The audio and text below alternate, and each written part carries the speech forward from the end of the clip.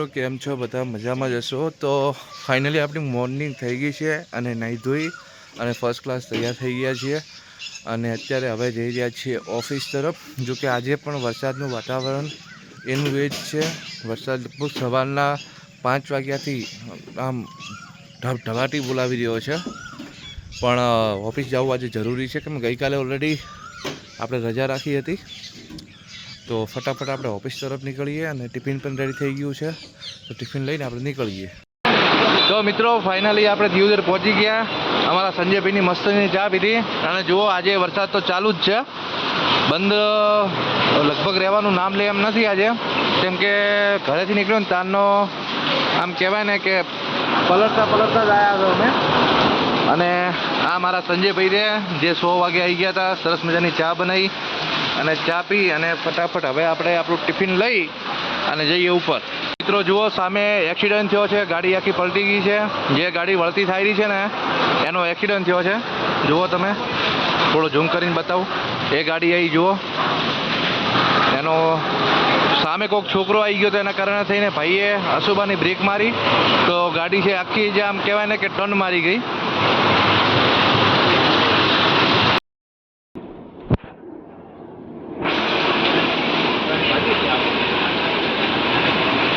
તો મિત્રો આપણે પલળી ગયા હતા.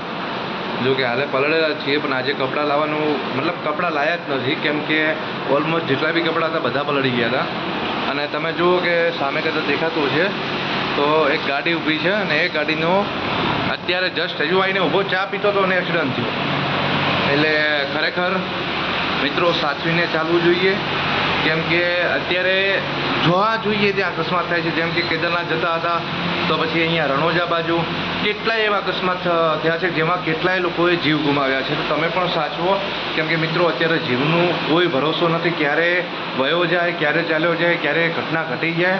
એટલા માટે થઈને અત્યારે જો કે 4 મહિના તો જવાનું ટાળજો જ, કોઈ પણ જગ્યાએ ન જતા, કેમ કે જો જીવ હશે તો આખી જિંદગી આપણે ફરવાનું જ છે.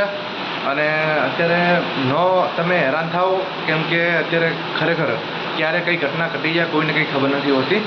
તો ફટાફટ આપણે કામ ચાલુ કરીએ, કે ભાવેશ ઓલરેડી નથી આવવાનું, કે વરસાદ ચાલુ છે, પણ છતાં પણ એને કહ્યું છે કે ટ્રાય મારશે, જો વરસાદ નહીં હોય તો એ આવશે, પરંતુ આપણે આપણું કામ ચાલુ કરીએ. તો કેમ છે પસાબાની જનતા? સરસ મજાના જમવા બેસી ગયા છીએ. આજે જમવામાં છે સેવ ડુંગળી, રોટલી છે અને સાથે જ આપણે છાશ છે. એકચ્યુઅલી હતું એવું કે આપણે ઓલી પર એકલા ખાલી ડુંગળીનું શાક જ લાવ્યું હતું, પણ એકલા ડુંગળીનું શાક જોકે એટલું બધું ભાવતું નથી, તો પછી આપણે રતલામી સેવની અંદર મિક્સ કરી નાખીએ એટલે સેવ ડુંગળીનું શાક થઈ ગયું છે. ફટાફટ જમી લઈએ, કેમ કે આજે ઓલરેડી મોડું તો થઈ ગયું છે, પણ જમી અને કામ પતાવીએ. કામ પતાવીને પછી જોઈએ છીએ વરસાદ કેવો રહે છે અને પછી આગળ વધીશું. જો વરસાદ વધારે હશે, લાઇટ જાય છે, તો પછી ઓફિસને છે વધાવી અને પછી ઘરે જતા રહીશું, અને જો નથી જતો તો પછી હતા એ રીતનું આપણે કામ ચાલુ રાખશું. તો જમીને મળીએ મિત્રો. તો મિત્રો અમે લોકોએ જમી લીધું છે, મોટાભાગનું કામ છે એ પણ ખતમ કરી નાખ્યું છે. અને વરસાદના કારણે મતલબ આવા જવામાં ઘણી બધી તકલીફ પડતી હતી, કેમ કે ઓલમોસ્ટ તમે જુઓ કે અત્યારે કેટલી બધી અલગ અલગ ઘટનાઓ ઘટે છે. હું એ નથી માનતો કે આપણા જીવનમાં બી બીજા લોકોને થયું એવું આપણી સાથે થાય. જો આપણા નસીબમાં ભગવાનના ચોપડે લખેલું હશે તો એ ઘટના ઘટવાની છે, એમાં કોઈ સવાલ છે નહીં. પણ કહેવાય ને કે સેફટીનો ભાગ હોય ને આપણા જીવનમાં, તો એ ક્યારેક આપણને બચાવી લે છે. કેમ કે ભગવાન એમ તો કહેતો નથી કે ભાઈ તું આ કર કે પેલું કર, જે થવાનું હશે થવાનું જ છે, પણ સેફટી જીવનમાં રાખવી એ જરૂરી છે. એટલા માટે થઈને પછી મેં અને ભાવેશે એક ડિસિઝન લીધું છે કે અમે લોકો જ્યાં સુધી વરસાદનું વાતાવરણ રહે છે ત્યાં સુધી વર્ક ફ્રોમ હોમ જ કરીશું. કેમ કે અત્યારે કેવી ઘટના ઘટે છે કે સવારે આવીએ ત્યારે પલળતા આવવાનું, સાંજે ઘરે જઈએ ત્યારે પલળતા જવાનું. મારા જોડે વિકલ્પ છે, પરંતુ જે મારો જે ઓપરેટર છે હવે એના જોડે છે ને કોઈ વિકલ્પ નથી, એટલે બિચારો સવારે પલળતો આવે ને સાંજે પલળતો જાય. અત્યારે હસી રહ્યો છે, બટ કન્ડિશન ક્યારેક કેવી થઈ જાય કે આમાં બીમાર બી પડી શકીએ છીએ અને ઘણી બધી દુર્ઘટનાઓ ઘટી શકે છે. તો ફાઇનલી એવું ડિસિઝન લીધું છે અમે લોકોએ કે આજે ઓલમોસ્ટ જેટલું પણ સેટઅપ છે એ અમે ઘરે લઈ જઈએ છીએ. બનતા સુધી એક સેટઅપ ભાવેશને પણ પોતાના ઘરે આપું છું. તો ભાવેશ પણ પોતાના ઘરેથી આ કામ કરી શકે. એની સેટઅપ આપણે પણ આપણા ઘરે લઈ જઈશું, જેથી કરીને આપણે આપણા ઘરનું જે પણ કામ છે મતલબ કે ઓફિસ વર્ક છે ઘરેથી કરી શકીએ. એન્ડ તમને પણ કહું છું, જો તમારું કામ ઘરે બેઠા થતું હોય, પોસિબલ હોય, તો ચોમાસાનું સિઝન ચાલુ છે ત્યાં સુધી આ વસ્તુને તમારા ઘર સુધી જ રાખો. કૃપા કરીને મતલબ કહેવાય ને કે અહીં હું બી સમજી શકું છું કે ઓફિસનું ભાડું ચડતું હોય, સ્ટાફનો પગાર ચડતો હોય, પણ સેફટી અને જો જીવતા હશું ને તો આજીવન કમાવાનું જ છે. તો આપ સર્વેને એક હાથ જોડીને નમ્ર વિનંતી છે કે બને ત્યાં સુધી રિસ્ક ના લેશો અને કહેવાય ને કે જ્યાં સુધી બને ત્યાં સુધી ઘરેથી જ કામ કરો. બસ તો આ તો આજનું આ હતું અને આપણે બ્લોગ મતલબ કન્ટિન્યુ રાખશું. અને તમને હજી એ પણ કહી દઉં કે વરસાદ હાલ બી ચાલુ જ છે અને હાલ બી મતલબ કહેવાય કે કેટલાય લોકો પલટતા આવે છે અને પલટતા જાય છે. જોકે અમારે તો કોઈ કસ્ટમર છે નહીં, ઓનલાઈન બિઝનેસ છે એટલા માટે. તો કૃપા કરીને ધ્યાન રાખજો મિત્રો અને બન્યા રહો બ્લોગમાં આગળ સુધી. હજુ બી આપણે ઘણું બધું જોવાનું છે. એન્ડ રોજ કહું છું ને આજે પણ કહીશ કે જીવનમાં શરૂઆત કરજો તો સફળતાની ટોચ સુધી પહોંચતા તમને કોઈ નહીં રોકી શકે. શરૂઆત કરજો, આગળ ન જોશો, પાછળ ન જોશો, પરિવાર શું કહે છે, દોસ્તારો શું કહે છે, કશું સાંભળ્યા વગર બસ એક જીવનની મતલબ કહેવાય શરૂઆત ચાલુ કરો તમે. એન્ડ 100% તમને ગેરંટી આપું છું કે તમે એક દિવસ જરૂર સક્સેસ થશો.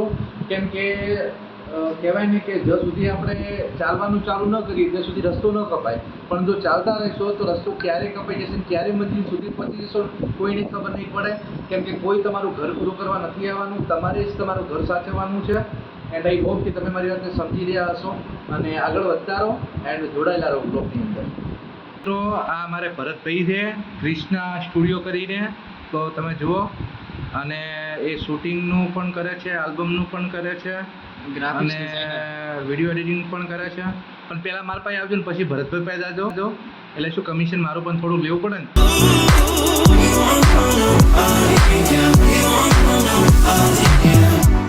I can't fight this feeling when you give me. મિત્રો સામેલા ભાગમાં છે ને મતલબ એ જો આ સામે દેખાય ને ત્યાં આગળ કંઈક લાઇટમાં ફોલ્ટ થયો છે, એટલે બહુ મોટો ધડાકો થયો હતો. એના માટે થઈને હવે નવરા બેઠા છીએ હું ને ભાવેશ બે. રેડી? ભાવેશનો ચહેરો આ જોઈ લો તમે. એટલે ભાવેશ અમારો ચહેરો નહીં બતાવે કેમ કે શરમાય છે.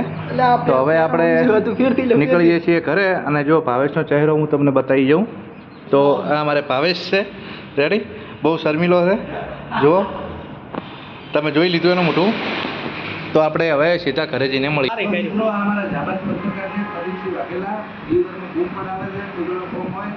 તો એનો કોન્ટેક્ટ કરજો.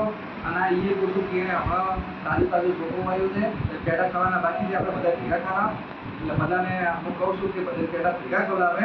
બાકી પ્રદીપની શોર્ટ ટાઈમમાં એક નવી યુટ્યુબ ચેનલ લઈને આવેલા છે અને એને સકલભાઈ એકદમ ભૂલતા નહીં તમે. હો કેમ છે પસાબાની જનતા? તો જુઓ વાદળો આખા ઘેરાયેલા છે અને હું નીકળી ગયો છું ઘર તરફ. કેમ કે વરસાદનું વાતાવરણ જોરદાર હતું એટલા માટે થઈને. તો ફટાફટ આપણે મળીએ ઘરે જઈને, કેમ કે ઘરે પોગતા વરસાદ ભેગો થઈ જ જવાનો છે. તો મળીએ ઘરે જઈને. તો મિત્રો અમે જો કે ઘરે આવી ગયા હતા, હું ને નિકુલ બને. તો અત્યારે નિકુલ બનાવે છે સેવ ટમેટાનું શાક અને નિકુલ ખરેખર બહુ મસ્ત કારીગર છે, જમવાનું જોરદાર બનાવે છે. અને કદાચ હું તમને બતાવું છું અત્યારે જુઓ કે સરસ મજાનું શાક છે થઈ રહ્યું છે. અને આપણે ઓલરેડી ઘરે આવી ગયા છીએ અને હું તમને આપણો જે સ્ટુડિયો છે એ ઘરનો પણ બતાવી દઉં છું. તો આજે આપણે એક કમ્પ્યુટર છે ઓલરેડી ઘરે લાવ્યું છે. એનું કારણ એવું હતું કે વરસાદ વધારે હતો અને આપણે ઝાઝુ મતલબ કહેવાય ને કે ટ્રાવેલિંગ કરવું બહુ મુશ્કેલ પડતું હતું. તો આપણે રૂટીન કામને થોડો કામ બ્રેક આપ્યો છે. અને આ છે અમારા દાદી અને આ છે પ્રિયાંશ જે નાનો હતો ને ત્યારે. અને આ અમારે માતાજી જહુ માતાજી છે. રેડી? અને આપણે એક ફોટો બતાવવાનો છે પરંતુ હાલ નહીં બતાવીએ. રેડી? તો આપણું જે રૂટીન કામ હશે એ બતાવશું. પ્લસ તમે જુઓ કે વરસાદ બહુ ચડી ગયો છે. અહીંથી નહીં દેખાય પણ હું અહીંથી તમને બતાવું છું. ના, પ્રિયાંશને નહીં બતાવો કેમ કે યુટ્યુબ છે એ પ્રિયાંશને જોતા જ વિડીયો ડિલીટ મારી દે છે. તો જુઓ સરસ મજાનો વરસાદ છે ચડ્યો છે. તો ચલો ફટાફટ આપણે પહેલાં છે ને આપણે લોકો જમી લઈએ અને જમી અને પછી આજે વિચારીશું કે શું કરવું છે આખા દિવસમાં, મતલબ સોરી નાઇટમાં. અને મિત્રો બીજી એક વાત કહેવી હતી, જો કે વચ્ચે ફોન આવી ગયો એટલે વ્લોગ કટ થઈ ગયો. આપણે હવે રોજ સવારે 7 વાગે વ્લોગને અપલોડ કરીશું, સાથે આપણો કોમેડી વિડીયો પણ 7 વાગે જ અપલોડ થશે, કેમ કે બંનેનો ટાઈમ સચવાઈ જાય. અને બીજી વસ્તુ એ છે કે આખા દિવસનું મતલબ રૂટીન છે તો બીજા દિવસે તમને ખબર પડી જાય. એન્ડ આપણે કોમેડી વિડીયો એક તો પેન્ડિંગમાં પડ્યો છે ને બહુ સરસ મજાનો આવવાનો છે, એ દિવસે અપલોડ કરવો હતો, પરંતુ એડિટિંગમાં થોડીક એરર આવવાના કારણે અમે પછી અપલોડ નહોતા કરી શક્યા. મિત્રો આજ માટે આટલું જ હતું, જો કે જમી કરી અને હવે બસ આરામ કરવાનું વિચારી રહ્યા છીએ. એન્ડ એક નવું સરપ્રાઈઝ છે, પરંતુ હાલ નહીં કહીએ, હજુ અમારો વિચાર ચાલુ છે અને જોઈએ છીએ કે ભગવાન કેટલો સાથ આપે છે, અમારું નસીબ અમને કેટલું સાથ આપે છે.